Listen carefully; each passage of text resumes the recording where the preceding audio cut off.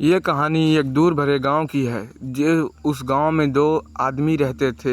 उनके बीच में काफ़ी मित्रता थी। वो दोनों काफ़ी अच्छे दोस्त भी थे और काफ़ी अच्छे मित्रता भी निभाते थे। उनका नाम था वीर और बंटी। वो दोनों काफ़ी मित्रता निभाते थे और आदमियों का मदद करते थे। एक दिन वीर बंटी के पास जाता है और सेब लेने के लिए। तभी बंटी बोलता है, ठीक है दोस्त, मैं तुम्हें सेब दे दूँगा। तभी बंटी कुर्सी लगा के सेब तोड़ के देता है और 10 रुपये वीर उसे पकड़ा के अपनी स्कूटी पर रख के वहाँ से जाने लगता है। उसके बाद वहाँ से वीर चला जाता है अपने घर के लिए और रास्ते से जा ही रहा होता है कि उसका मौसम काफ़ी खुला होता है। उसके बाद जब वो घर जाता है और उसके गांव में एक काफ़ी भुली और लालची लड़की रहती थी, जो हरदम खेलती थी और सबका गलत काम करती थी, सबके साथ लड़ाई करती थी और भुक्खड़ बहुत थी। उसे बहुत भूख लगती थी, कुछ चीज़ देखती उसे भूख लग जाती थी। इसी तरह एक दिन वो खेल रही होती है, उसके सामने सेब और समोसे पड़े होते हैं। तब वो बोलती है, मुझे बहुत भूख लगी है, मैं इस समोसे को खा लेती हूँ। जैसे वो समोसा खाने चालू करती है, उसके बाद उसे कुछ जादू सा हो जाता है। उसके बाद वहाँ एक आदमी आ जाता है। वो आदमी काफ़ी डरावना लग रहा था और उस लड़की को बोलता है कि यह लड़की अब तुम हमारे कब्जे में हो चुकी है, जो मैं बोलूँगी वही करना। तो वो बोलती है, ठीक है बॉस, मैं तुम्हारे कब्जे में हूँ, अब तुम जो बोलोगे वही करूँगी।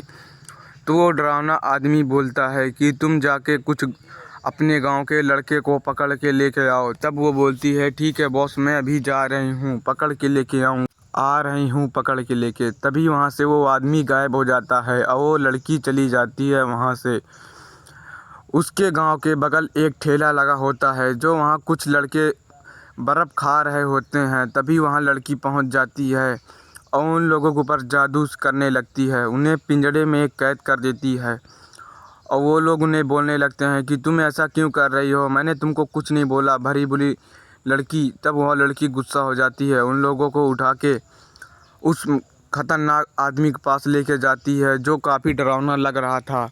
उस आदमी के पास ले जाती है तो वो आदमी उस लड़की को बोलता है, वाह तूने बढ़िया काम किया है। तब वो लड़की बोलती है, ठीक है बॉस, अब बताओ क्या करना है। तब वो बोलता है कि तुम जाके और पकड़ के लेके आओ।